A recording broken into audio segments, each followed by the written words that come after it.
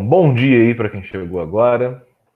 Estamos começando o nosso terceiro bimestre, pessoal. No último bimestre a gente estava falando, né? A gente terminou ele falando sobre o primeiro reinado, né? O reinado de Dom Pedro I, como é que ele acabou ali com a renúncia de Pedro I ao trono e indo lutar pelo trono português, né? Ele estava aqui com uma situação política no Brasil um pouco desfavorável para ele. O pessoal estava um pouco revoltado ali com o governo do Pedro I, tinha muitas rebeliões, tinha muita gente que não estava satisfeito. Para poder manter o governo no Brasil e continuar também na linha de sucessão, né, com o trono português, ele fez uma decisão estratégica, ele tomou uma decisão estratégica de sair, de renunciar ao seu trono, em favor do seu filho, o Pedro II, tá? Vou aumentar aqui um pouquinho o brilho da tela para mim, porque não está cheirando nada. E bom, aí nós vamos entrar nesse bimestre, então, na sequência disso, tá? Logo depois que o Pedro I sai, o que vai acontecer com o Brasil? O Brasil ele não vai ficar, obviamente o Império Brasileiro, ele não vai ficar a Deus dará, né? Não vai ficar sem governo, não vai ficar como se fosse uma espécie de anarquia aqui, com cada um mandando em si, tá? Ele vai ter também um sistema de governo ali. Por quê? Que não é o Dom Pedro II que assume direto quando o Pedro I sai.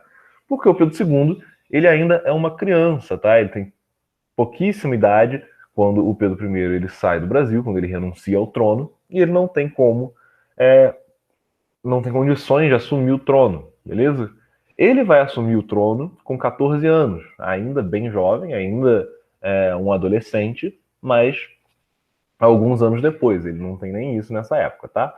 Então, vamos ver aqui um pouquinho sobre o período regencial. Aqui o livro de vocês começa falando, né, Brasil no período regencial e tal, só que em meados do século XIX, algumas capitais, deixa eu pegar aqui o meu pincelzinho, algumas capitais brasileiras passavam por um processo de modernização de seus espaços urbanos, principalmente a capital do Império, a cidade do Rio de Janeiro. É importante lembrar disso, tá, gente? Quando a gente está estudando aqui, quando a gente está vendo o Brasil Imperial, até quando a gente for ver Brasil República até certo momento ali, a gente tem que lembrar do Rio de Janeiro como capital do Brasil, tá? Isso daqui faz diferença em tudo, como é que a estrutura econômica do país e a própria estrutura civil do Brasil vai se desenvolver, tá? A gente vai ter muito mais desenvolvimento no Rio de Janeiro por conta dele ser a capital do Brasil. A gente vai ter desenvolvimento em algumas cidades, alguns estados ou cidades gravitacionais ali que são importantes para o Rio de Janeiro por conta disso, tá? Jardins públicos, avenidas largas, teatros e cafeterias passaram a configurar o novo cenário urbano brasileiro. Eu não sei se é dessa época, vamos ver aqui. Tem uma cafeteria famosíssima do Rio de Janeiro, que é a Cafeteria Colombo. Vamos ver quando é que ela foi fundada. Isso daqui existe até hoje, é uma das cafeterias mais tradicionais do Rio de Janeiro. Razoavelmente caro, mas não é assim, não é nem um absurdo de caro, não, ela é razoavelmente ok. E é lindo o negócio. Por dentro é confeitaria, isso aí, Confeitaria Colombo. Ela foi fundada em 1894, não, ela foi fundada bem depois desse período aqui, mas é histórica também, eu só não sabia quando é que ela tinha sido fundada, tá? Bom, muitos prédios desse tipo vão começar a fazer parte ali do cenário do Rio de Janeiro. A Cafeteria Colombo ela não foi fundada nesse momento, mas seria legal a gente pegar umas imagens dela para vocês verem mais ou menos o estilo arquitetônico que se adota nesse tipo de coisa. É claro que ela é um absurdo, tá? Mas olha só, isso daqui é uma cafeteria, gente. Olha só que doideira, né? Isso aqui é uma cafeteria no Rio de Janeiro. Quando vocês imaginarem que no Rio de Janeiro tinha cafeteria desse porte aí, né? Desse tamanho. Não sei se alguém já foi lá, mas olha só que legal. Isso daqui tenta trazer muito um pouco desse glamour que era o glamour imperial, tá? Olha que legal. Vamos lá. Não só a vida nas cidades foi transformada por esse processo de modernização, visto que essas mudanças causaram fascínio também na população da zona rural. A seguir, no trecho da peça teatral, é que ele vai dar uma pecinha pra gente ler, mas a gente não vai ler não. Vamos pular, porque é mais interessante vocês lerem depois. Tá. Esse projeto modernizante contrastava, entretanto, com algumas tradições coloniais, como a escravidão, com a política centralizada na figura do imperador e com o Brasil rural, extremamente maior do que o Brasil urbano. Por volta de 1830, a população das capitais das províncias do Império representava 8,5% da população total do país, tá? sendo que metade desse contingente estava centrado no Rio de Janeiro, em Recife e em Salvador. Africanos e afrodescendentes correspondiam a aproximadamente 50% da população brasileira. Isso daqui é uma coisa bastante comum em regimes escravocratas, tá? A gente sempre vai ter, num regime de escravidão, uma quantidade de escravos superior à quantidade de livres. Porque, obviamente, né, as pessoas livres elas vão precisar de muita mão de obra ali para trabalhar nos seus campos, para trabalhar onde quer que seja que eles queiram que os escravos trabalhem. E aí, os escravos deles são meio que vistos como objetos ou como animais, né? Então eles simplesmente compram um monte de escravo e vai ter sempre muito mais escravo do que gente livre. O que gera algumas coisas interessantes, né? Por exemplo, se tem tanto mais escravo do que gente livre, por que as pessoas simplesmente não se revoltam com a escravidão e, sei lá, matam seus, né? E brigam pela sua liberdade, matam seus senhores de escravos e acabam com a escravidão eles mesmos. Daria para fazer? Na verdade, daria, né? Com uma quantidade de gente tão superior, daria. O problema é que a gente tem que entender como é que funciona a estrutura psicológica de um regime de escravidão, né? Os escravos que estavam aqui dentro, eles se sentiam, obviamente, oprimidos por serem escravos, mas não necessariamente eles estavam fora desse sistema de escravidão. Tem alguns livros muito interessantes que falam sobre isso, sobre como é que o pensamento escravocrata também habitava dentro dos próprios escravos, né? Tinha muito escravo que depois, de alguma maneira, conseguia ali a sua alforria, conseguia a sua liberdade, e ele pegava algum dinheiro que ele tinha juntado, alguma coisa que ele tinha juntado, e comprava ele mesmo escravos para ele. Alguns faziam isso, né? Iam juntando dinheiro conforme conseguiam, de uma maneira ou de outra ali. Inclusive, durante a sua vida de escravo, não conseguiam a sua liberdade, mas conseguiam comprar um escravo para trabalhar por ele. Então era tudo uma mecânica muito complicada de se lidar, né? Havia ainda grande quantidade de libertos pobres, mendigos e ciganos que circulavam pelas ruas e cidades, tá? Ciganos, para quem não sabe, é um tipo de povo, tá? Cigano, deixa eu colocar aqui para vocês verem o que é um cigano. Ciganos são povos, tá? É um tipo de povo nômade lá da Europa. Povos ciganos, é isso daí. Caraca, abriu um monte de janela aqui, tá? Bom, não bastassem as divergências étnico-culturais,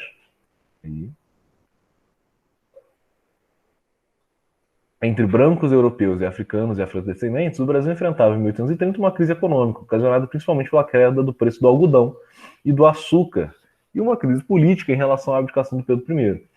Em meio a contrastes culturais, étnicos, políticos e econômicos, o Brasil chegou a 1831 com um grande problema para a manutenção da monarquia. O trono pertencia a um príncipe herdeiro que tinha apenas 5 anos de idade.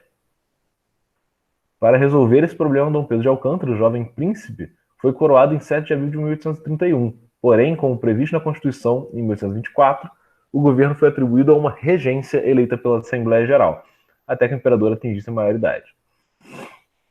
E aí a gente vai entrar finalmente no que seria o período regencial também. Então, o que foi o período regencial, então, pessoal? Para a gente já conseguir dar uma resumida nele e ficar mais fácil para vocês entenderem.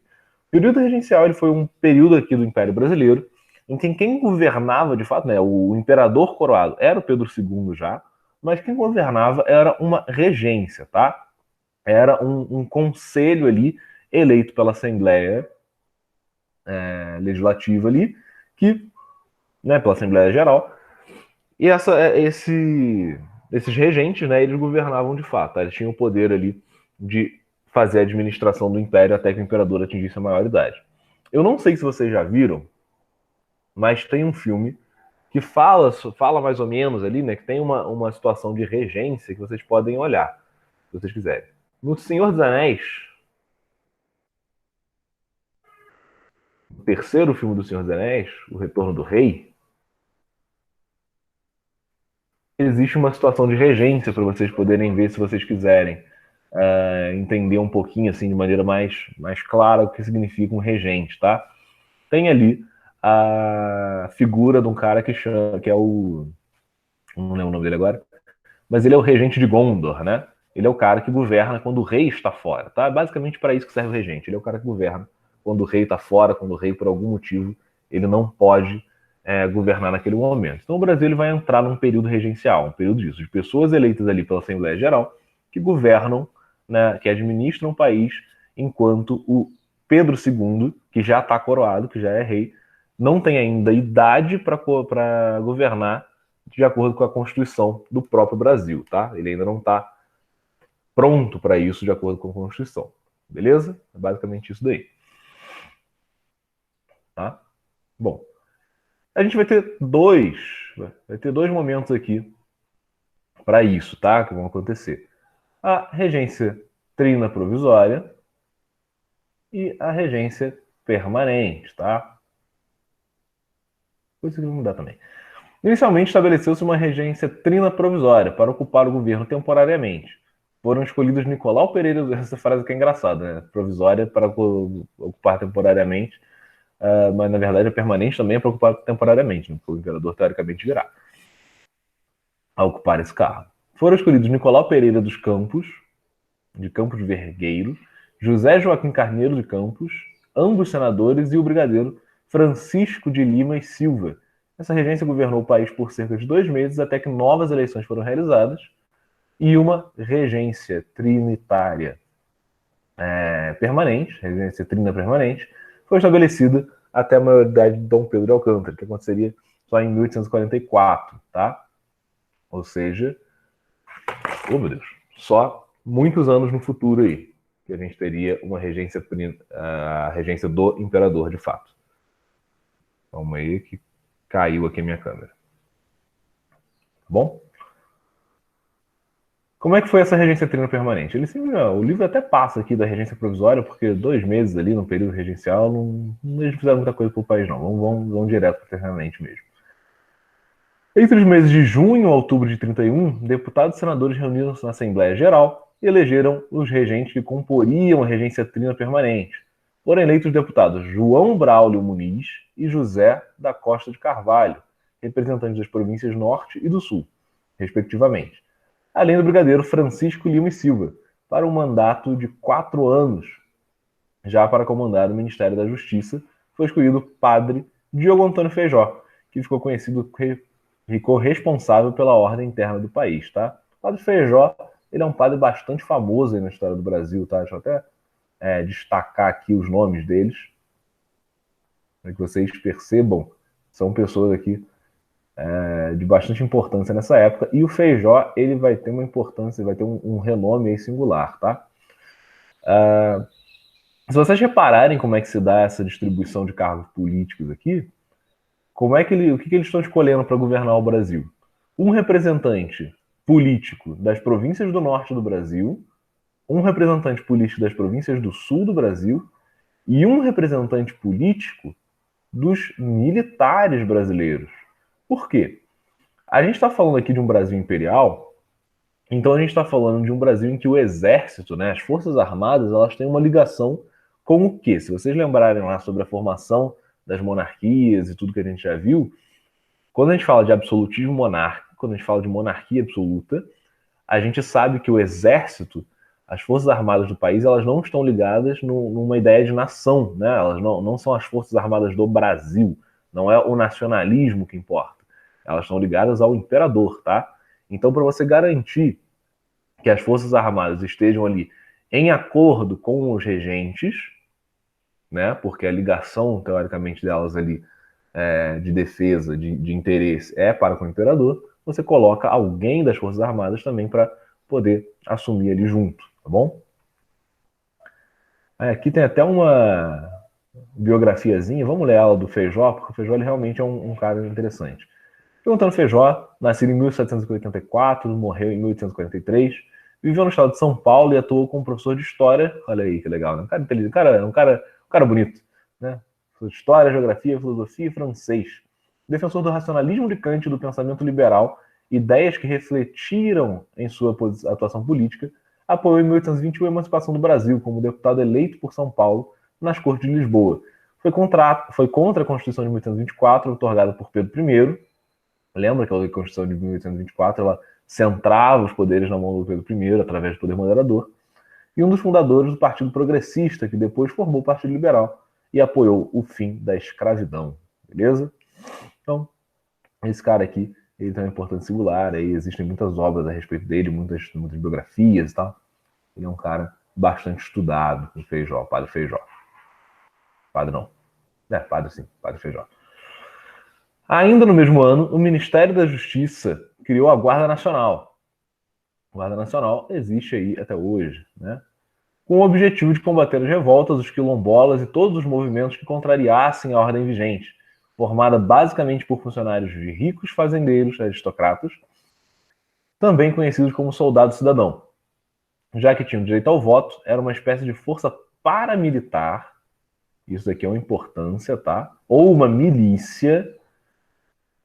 Os fazendeiros, em compensação aos custos da Guarda Nacional, recebiam títulos de capitães ou de coronéis, o que lhes conferia poderes políticos e econômicos locais. Olha só, isso daqui é um parágrafo de ouro para a gente poder entender a história do Brasil, tá? Porque o que isso daqui vai gerar? Isso daqui vai gerar, olha só, olha esse título aqui, ó. Recebiam títulos de capitães ou de coronéis, o famoso coroné, né? Que eles conferiam poderes políticos e econômicos locais. Isso daqui vai desembocar lá na frente na República no coronelismo, tá? Então isso daqui é uma coisa importante para vocês.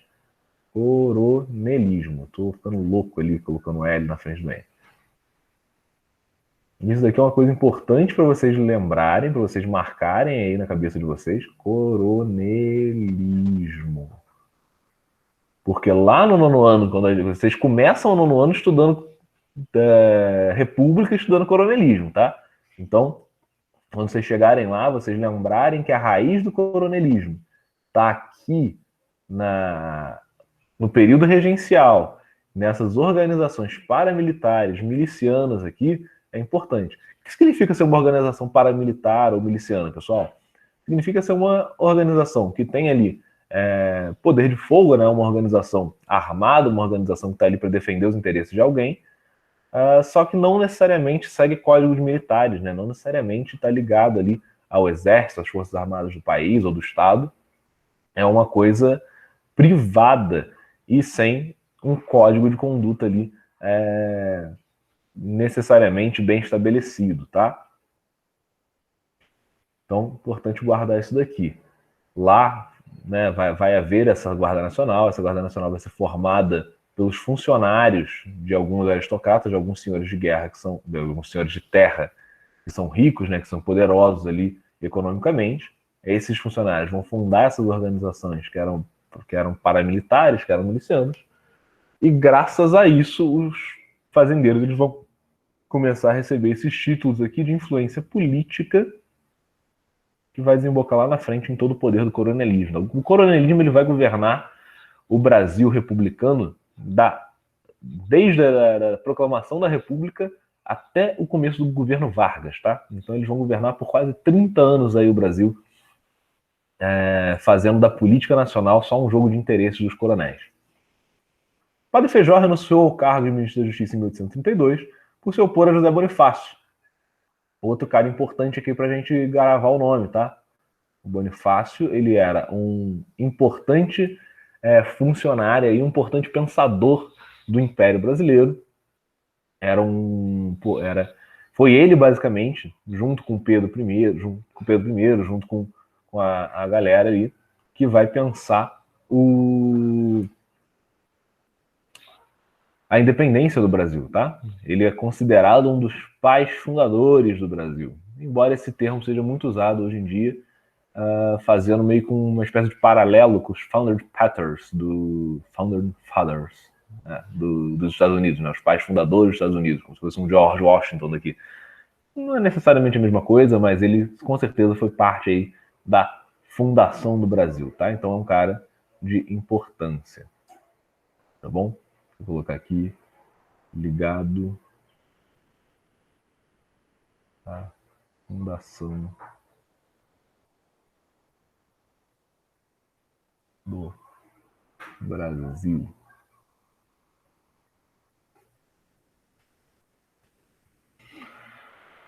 Tá, integrantes de grupos restauradores. Durante a regência permanente, as diferenças políticas na Assembleia Geral não diminuíram. Pelo contrário, 3 grupos dominavam o cenário político e as principais discussões nessa área eram sobre os restauradores, caramurus, liberais moderados e liberais exaltados. Pode seguir apresenta informações detalhadas sobre cada um desses grupos. Aqui, ó, são então os 3 grupos principais aqui na Assembleia Geral durante a regência permanente, tá? Vamos dar uma olhada no que é cada um deles aqui. O grupo restaurador ou Caramuru. Grupo de tendência absolutista defendia a volta do Pedro I e a monarquia. Isso daqui, com certeza, foi um erro de digitação, tá? A gente ainda está numa monarquia. Era contrário às reformas político-econômicas, com a liderança dos irmãos Antônio e José Bonifácio Andrade Silva. Seus integrantes eram, na maioria, comerciantes portugueses, funcionários públicos que defendiam suas ideologias no jornal O Caramuru, tá? Jornal O Caramuru. Liberal moderado, esse grupo liderado pelo padre Diogo Antônio Feijó, pelo jornalista Evaristo da Veiga e pelo político Bernardo Pereira de Vasconcelos, representava os interesses da aristocracia rural que buscava manter as estruturas políticas da forma como estavam, governo centralizado e uma monarquia constitucional, para garantir a manutenção de seus privilégios, tá? E o grupo liberal exaltado, liderado pelo major do Exército Miguel Farias e pelo jornalista Cipriano Barata, um grande Cipriano Barata, um cara aí importante também nesse momento, um dos principais jornalistas do Brasil. Jornalista, gente, é uma classe de muita importância, tá? Hoje em dia está perdendo por causa das redes sociais, né? Hoje em dia o jornal está perdendo importância porque muita gente não lê mais jornal e se informa pelo Facebook ou por onde seja, tá? Mas desde que existe o jornal, desde a invenção da imprensa ali, o jornalista ele sempre foi uma figura muito importante para a política nacional, tá? Para a política, para a formação cultural de um país, para tudo isso daí. Porque era ele quem levava as informações do alto escalão ali, né? As discussões aqui. Isso aqui, por exemplo, são discussões políticas entre grandes personagens, né? Entre José Bonifácio e Antônio Feijó, né? Então são grandes discussões políticas, grandes discussões de ideais, que são esses jornalistas que levam para o povo. O Cipriano Barata ele vai ter uma importância bastante grande também aqui em como se organiza, em como se dá o debate público no Brasil regencial, tá? E até depois, tá? Até depois, durante o Império, o Cipriano Barata é um cara importante. Esses grupos estavam ligados às classes médias urbanas e ao exército brasileiro. Em resumo, seus integrantes defendiam a liberdade da imprensa e a autonomia das províncias, o que resultaria na descentralização do poder imperial e na criação de uma monarquia federativa, né? Poder descentralizado, na minha opinião, né? Aqui é o professor falando, o professor Vitor, na minha opinião, poder quanto mais descentralizado for, melhor é, tá? Ele defendia aí ideais próximos aí do que eu acharia legal nessa época. Vocês já devem reparar uma coisa que interessante, olha só. O primeiro grupo, o grupo restaurador, ele defendia o quê? A monarquia, né? A monarquia tem que ser absoluta. O liberal moderado defendia quem? Os interesses dos aristocratas. Olha aqui, ó, dos aristocratas. Não, os aristocratas, eles fazem a economia girar, eles são a galera aí que faz o capital entrar no Brasil, então eles têm que ter os seus direitos assegurados. E o liberal exaltado, ele defendia quem? Defendia a classe média, né? Os pequenos burgueses, os pequenos comerciantes, a galera das cidades, não é? Se vocês repararem, nenhum dos grupos aqui, dos 3 grupos que eram realmente importantes na Assembleia Geral no momento, defendia as classes mais baixas. Né? Ninguém estava interessado em defender o povo aqui. O povo que se vire, ele que lute, tá? A galera não estava nem aí. Como já foi dito, a situação política do Brasil era conflituosa nas primeiras décadas do século XIX. Os governantes do período regencial buscavam ações para diminuir os impasses políticos, principalmente entre exaltados e moderados. Tá? Eram os que estavam mais complicados, porque bem ou mal o pessoal do restaurador, bom, o Pedro II estava ali, né? Então, assim, você tem que defender a monarquia, eles queriam que ele tivesse um pouco mais de poder, o poder dele não fosse tão restringido pela Constituição, mas ele já era o imperador, então, assim, não tem tanto que lutar. Agora, esses daqui não, esses daqui estavam em pé de guerra, porque um defendia os interesses ali, os privilégios de uma classe aristocrata rural, e o outro estava defendendo os interesses de uma classe de pequenos burgueses, tá? Então, para eles, fazia uma diferença grande a política. Ô, meu Deus, o Cunha pediu para aceitar ele, não aceitei. Cadê o Cunha? Pede pro Cunha entrar de novo aí, que eu tento aceitar ele. Porque eu não fico olhando aqui pra tela, né? Pede desculpa pro Cunha também pra mim. Tá? Então existia aí um impasse político entre os dois aqui, porque de fato uma coisa influenciava na outra, né? Os direitos de um influenciavam nos outros. Dessa maneira, os regentes promoveram duas reformas que ficaram conhecidas como reformas liberais, descritas a seguir.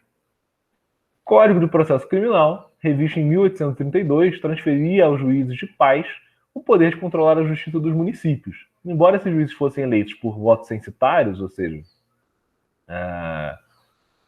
aqui, ó, o que significava a nomeação pelos grandes latifundiários dos sítios do distrito, também conhecido como eleitores de paróquia, na prática eles acabavam tornando-se agentes dos coronéis, já que estes tinham poder local para serem colaboradores financeiros da Guarda Nacional.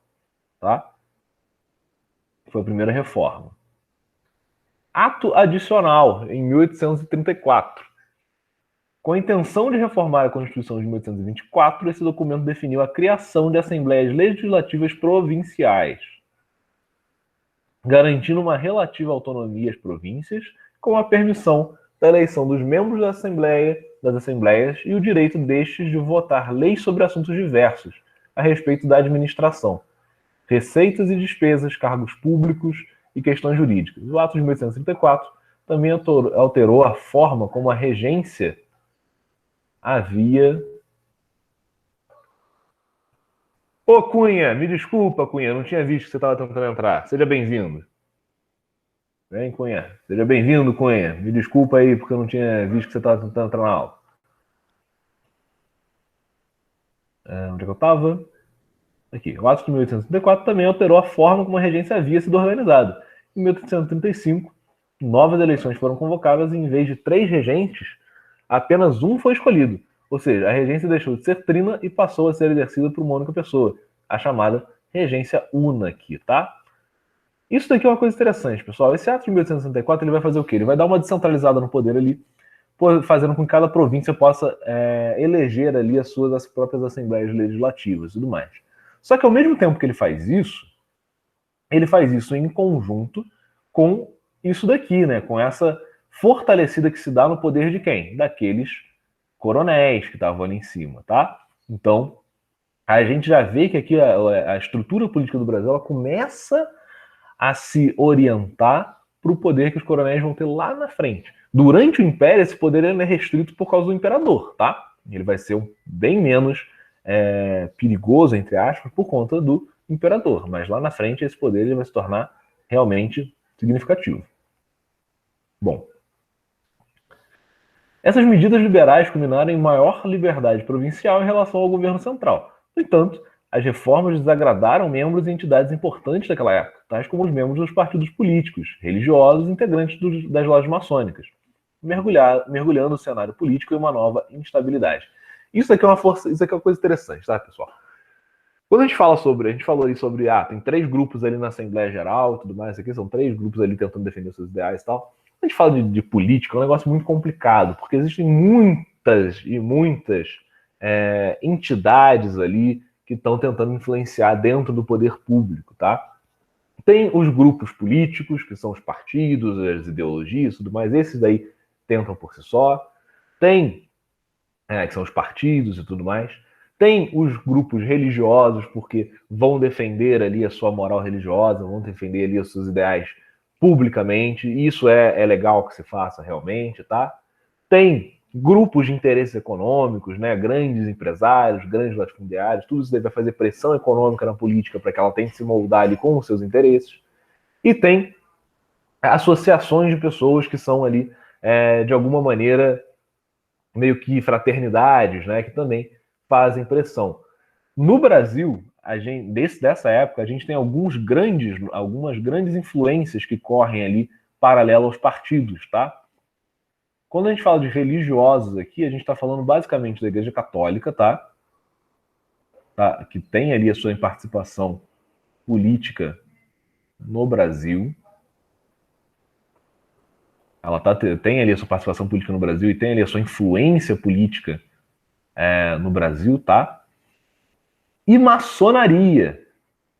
Conhece a maçonaria? Já ouviram falar da maçonaria? Então, a maçonaria, ela é violentamente importante no Brasil imperial, tá? Ela tem muita importância no Brasil até hoje, provavelmente, mas nessa época aqui isso é atestado, é bastante importante. A força dela é bastante grande, tá? Tanto que esse cara aqui, ó, cadê ele? Esse moço aqui, ele era maçom, tá? Ele não tirou as ideias dele ali sozinho, da cartola, e começou a colocar. Ele era maçom. A maior parte do gabinete imperial era formado por membros da maçonaria, tá? Então são grupos ali que estão influenciando na política brasileira conforme os seus interesses, tá? Isso daí existe sempre que a gente fala de política. Quando a gente fala de política é sempre complicado por causa disso, né? Existem ciclos ali de influência de poder, tá? Começa ali desde a associação de bairros, vai até as multinacionais, os grandes grupos ali históricos, caramba, todo mundo está tentando influenciar na política de um país. Bom, então vai mergulhar o cenário político numa nova instabilidade. Tá? O Brasil não consegue se recuperar ali da sua instabilidade política que ele estava direito durante o período regencial. Rebeliões regenciais, a unidade imperial em risco. As disputas entre os diversos grupos que ocupavam a administração das províncias, a fragilidade das instituições e a pobreza em que vivia a maior parte dos brasileiros ajudam a explicar as numerosas revoltas que ocorreram no Brasil durante todo o período regencial. A maioria dos movimentos iniciados por populares e pelos líderes das classes médias urbanas tinham como objetivo combater as políticas de governo e, em alguns casos, a emancipação territorial e políticas de determinada província.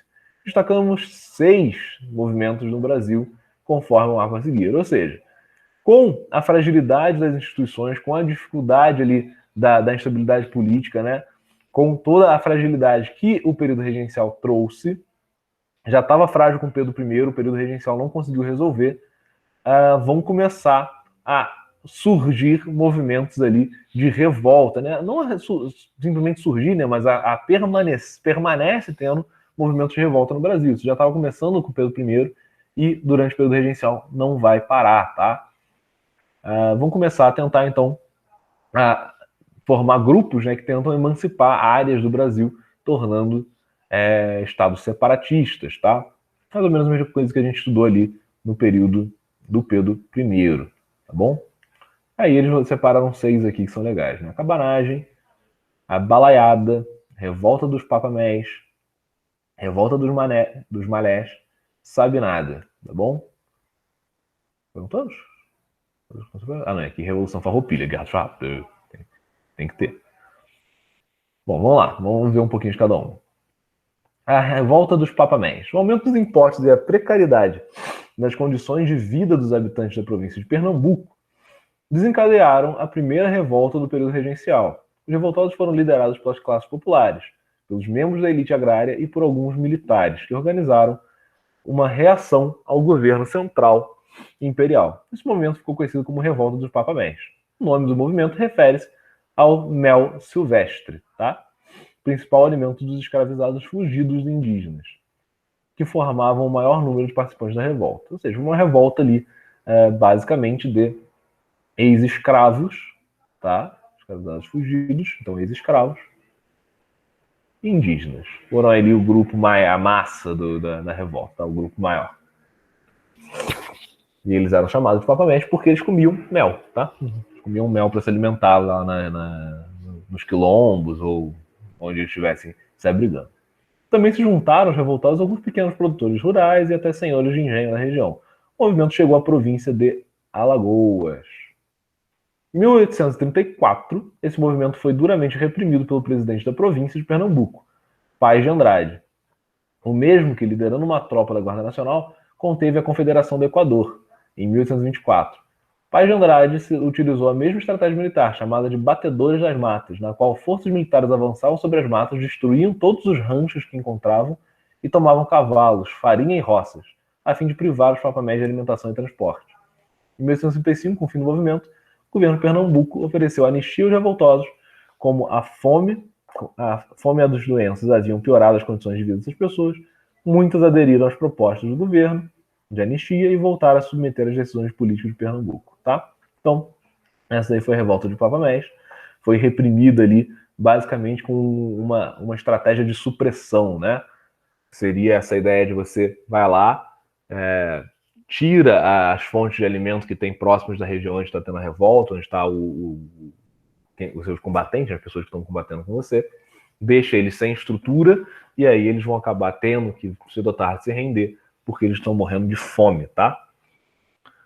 Isso é muito comum em guerras desde muito tempo atrás, tá? Você remover a comida, gente, o cabelo tá horrível mesmo, né? Remover a comida ali dos campos, ou então envenenar os poços, né, para que as pessoas não possam beber água, e aí você vai prejudicando tanto a estrutura do exército inimigo, da pessoa, do batalhão inimigo, de quem você está combatendo, que não tem jeito, ele vai ser obrigado a desistir, tá? Revolta dos Malés, 1835. Tem um textinho aqui legal, vamos ler. Em cada uma dessas esquinas, reuniam-se os que se tinham por da mesma nação, ou falavam a mesma língua, ou eram, na África, vizinhos ou culturalmente aparentados, ou eram malungos, ou seja, tinham chegado ao Brasil no mesmo navio. Aqui ficavam os nagôs, ali os gegês, lá os cabindas, acolá os angolas, mais adiante os moçambiques, identidades que os africanos criaram no Brasil, e entre os seus aparentados semelhantes, ajustavam fidelidades e renovavam os contatos com a África de cada um. Tá? É um texto aí falando sobre como é que funcionava mais ou menos um quilombo, ou uma senzala, né? Porque os escravos, eles, o cacão da África eram colocados meio que juntos ali. No início do século XIX, várias rebeliões de escravizados ocorreram na Bahia. Grupos de afrodescendentes e africanos de diferentes etnias uniam-se contra a escravidão e ou a precária situação que os baianos enfrentavam. Entre 1800 e 1835, mais de 20 revoltas com esse mesmo contexto ocorreram na região de Recôncavo Baiano, como a revolta dos malês. Tá? Em Salvador, havia um grande contingente de negros, cativos e libertos e islamizados, ou seja, africanos que haviam se convertido para a religião islâmica, como os Assuá, Alsás e os Nagôs. Em 1835, esse contingente populacional conseguiu organizar um movimento que ameaçou o poder escravista na região. Os líderes do movimento, pertencentes a grupos majoritariamente originados de tribos nagôs, da língua iorubá, nomearam de Imalê, que significa muçulmano. Tá? Ou seja, o movimento foi chamado de Imalê ou de movimento muçulmano. Uma peculiaridade desse movimento está no fato de que a etnia nagô era formada por pessoas que sabiam ler e escrever, o que os colocava em um patamar intelectual acima dos colonizadores brancos, que mal conheciam a leitura e a escrita portuguesa. Com essa habilidade, os nagôs puderam planejar o levante em segredo, enviando mensagens e instruções em árabe. Porque, obviamente, né, o muçulmano ele dá muito valor a ensinar a escrita e a leitura, porque eles precisam ler os livros sagrados islâmicos, né, para fazer o culto. Precisa ler o Alcorão, precisa ler as sutras, se eu não me engano, né, e afins. O grande objetivo do movimento era libertar escravizados, matar homens brancos e mulatos considerados traidores e, por fim, acabar com a escravidão africana na Bahia. Embora o planejamento do movimento tenha sido feito por meio de escritos árabes, inclusive as tratativas para a compra de armas, o movimento foi delatado antes da eclosão. Os revoltosos até tentaram iniciar o movimento invadindo o quartel militar de Salvador, porém, as autoridades locais convocaram a Guarda Nacional, que imediatamente sufocou a revolta. 70 rebeldes e 10 militares morreram. Cerca de 200 afrodescendentes e africanos foram presos e julgados, todos condenados a penas severas, como açoitamento e ou fuzilamento. Mais de 500 escravos foram libertos e degradados para a África, já que mantê-los no Brasil poderia significar uma nova revolta.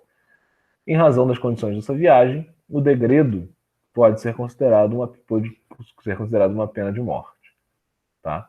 Porque o cara ia viajar daqui para a África num navio onde ele ia ser, sei lá, ficar acorrentado, ele ia ter que trabalhar ainda como escravo dentro do navio, e ele não ia ter condições mínimas ali de sobrevivência, de higiene, de alimentação, de nada dentro daquele navio. Tá? Então, era só a maneira de botar os outros, de matar os caras sem fazer tanto alarde assim. Tá? A Sabe Nada. Sabe Nada é um dos movimentos mais famosos, tá? O mais famoso é a Guerra dos Farrapos, que a gente vai ver lá embaixo. Inclusive, a Guerra dos Farrapos ela tem implicações que acometerão ali o governo do Pedro II depois. 2 anos depois da revolta dos Malês, outra revolta teve início no território baiano, a Sabe Nada. Perdão. Essa foi motivada pela recusa da população local em aceitar os governantes impostos pelo governo central. Além disso, corriam boatos de que os baianos seriam convocados para lutar como combatentes nas revoltas do sul do Brasil, possibilidade que impeliu um grupo de militares baianos a se rebelar. Liderados pelo médico e jornalista Francisco Sabino Vieira da Rocha, ou Doutor Sabino, como ele foi conhecido, integrantes das classes populares e das camadas médias urbanas lutaram em prol da proclamação de uma república baianense. Para divulgar suas ideias, os revoltosos utilizaram o jornal Novo Diário da Bahia e conseguiram, dessa maneira, mobilizar uma multidão de pessoas a favor do mesmo objetivo. É o que eu estava falando com vocês. Olha a importância do jornalista aqui, né? Um grupo ali começa a ter ideias, ele funda um jornal, consegue uma gráfica ali, consegue de alguma maneira produzir um jornal e vai difundindo as suas ideias, tá? Isso aqui é muito parecido com o que a gente tem hoje no Facebook, no Twitter, né? A galera começa a difundir essas ideias e vai ganhando seguidores, legiões de seguidores, tá? Outra coisa importante para a gente destacar aqui é isso daqui, ó. De novo, não queria uma independência, uma república brasileira, tá? Queria separar a Bahia, uma república baiense, tá? Em 1837, os revoltosos tomaram Salvador, proclamaram a República Baiense. Mas o livro tem que decidir como é que escreve baiense. E declararam que a Bahia estava separada do Brasil até que Pedro de Alcântara atingisse a maioridade. O governo regencial reagiu enviando forças navais que cercaram Salvador. Alguns rebeldes ofereceram a liberdade aos escravizados desde que lutassem em defesa da República. Essa atitude provocou os senhores escravizados que decidiram apoiar o governo regencial, contribuindo com a perda da força do movimento. A ocupação de Salvador promoveu pânico entre os moradores, pois as tropas do governo atearam fogo em bairros inteiros da capital para expulsar os rebeldes de seus esconderijos. Como resultado desse embate, houve mais de 1.200 mortes e quase 3.000 presos. Os líderes que sobreviveram, entre eles o Doutor Sabino, foram expulsos da Bahia. Interessante, né, que o Doutor Sabino não foi morto pelo governo. Ele foi expulso da Bahia, mas não foi morto. Talvez isso tenha muito a ver com a classe social dele. O cara era médico, o cara não era um ex-escravo. Não era a mesma situação ali dos malês, né? Era alguém que tem algum nome na sociedade. Então, é expulso, sai daqui, mas nada de pena de morte para ele. Embora tenha tido um impacto muito maior do que a revolta dos malês. Né? Houve a balaiada. Deixa eu ver quantos faltam aqui, gente. A balaiada, a cabanagem e o famosa Revolução Farroupilha. Vamos ver a balaiada, depois a gente já termina, porque senão vocês vão ficar com sono demais aí, e aí vão dormir na próxima aula. A balaiada. O levante da balaiada ocorreu entre os anos de 1838 e 1841, nas províncias do Maranhão e do Piauí. O movimento não pode ser analisado apenas do ponto de vista de uma das províncias participantes, pois não havia um objetivo comum entre elas. Ou seja, Maranhão e Piauí fizeram a balaiada, mas cada um querendo uma coisa diferente. A balaiada expressou os diferentes interesses dos grupos sociais que compuseram o levante nessas regiões. No sul do Maranhão e no Piauí, o movimento foi travado entre conservadores, grupo composto principalmente de grandes fazendeiros, produtores de algodão e de gado bovino, e os integrantes das camadas médias urbanas, aliados aos bentevis, ambos de caráter liberal. Os bentevis integravam ali a ala exaltada do Partido Liberal, ou seja, defendiam os interesses dos pequenos proprietários, né, dos pequenos burgueses e tal, e receberam essa denominação em razão do jornal que utilizavam para divulgar a sua ideologia, o BemTV. De novo, importância do jornalista aqui nessa época. A rivalidade entre liberais e conservadores envolvia questões políticas. Os conservadores estavam no poder e tinham apoio do governo central, enquanto os bentivis pretendiam alterar a situação política local. Aí, no leste do Maranhão, o levante foi organizado por vaqueiros, artesãos e pequenos proprietários, denominados balaios. A origem desse nome está na profissão de Manuel Francisco dos Anjos Ferreira, fabricante de cesto e um dos líderes do movimento. Ele fazia balaios, né? Balaio é um cestão de coisa, para você carregar coisas. A ele se juntaram o afrodescendente Cosme Bento, líder de 3.000 escravizados, e o vaqueiro Raimundo Gomes, apelidado de Cara Preta. Eles lutaram contra o monopólio do comércio praticado pelos portugueses em São Luís, o poder dos grandes proprietários e o recrutamento de forçado obrigatório aos homens para entregar as tropas de linha do exército. Uma aliança promovida entre balaios e os bentivis levou à ocupação de Caxias, a segunda maior cidade maranhense da época. O governo regencial reagiu e enviou tropas da Guarda Nacional para conter a revolta. O presidente da província, futuro Duque de Caxias, Luiz Alves de Lima e Silva, foi responsável por reprimir o movimento. A repressão caiu principalmente sobre os escravizados, os libertos e os balaios. Os bentivis e os líderes dos balaios colaboraram na delação do movimento. Olha só que sacanagem. E por isso foram anistiados, tá?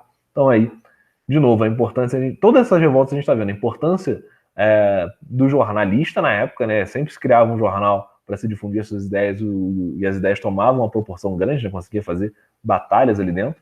E também a importância que essa Guarda Nacional teve aqui nesse período. É sempre ela que é chamada e é sempre ela que vai terminar ali os conflitos, tá? Pessoal, vocês têm dúvidas? Alguém tem alguma dúvida? Não, professor. Vocês dormiram, pessoal? Morreram aí no teclado de tédio? Como é que tá Eu tô aqui. a vida de vocês?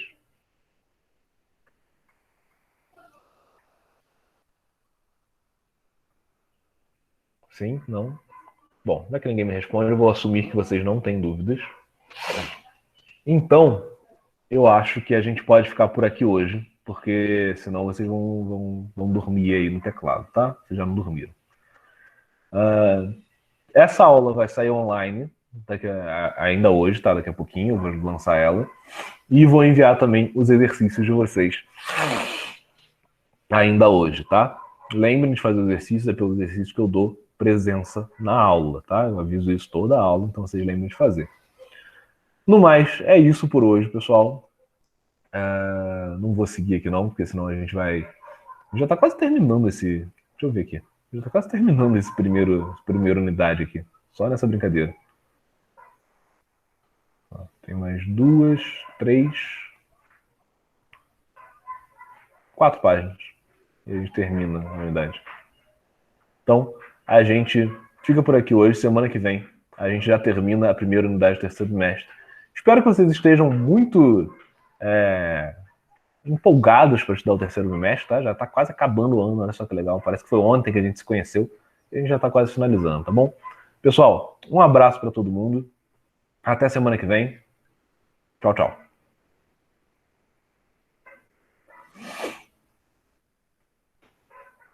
Professor.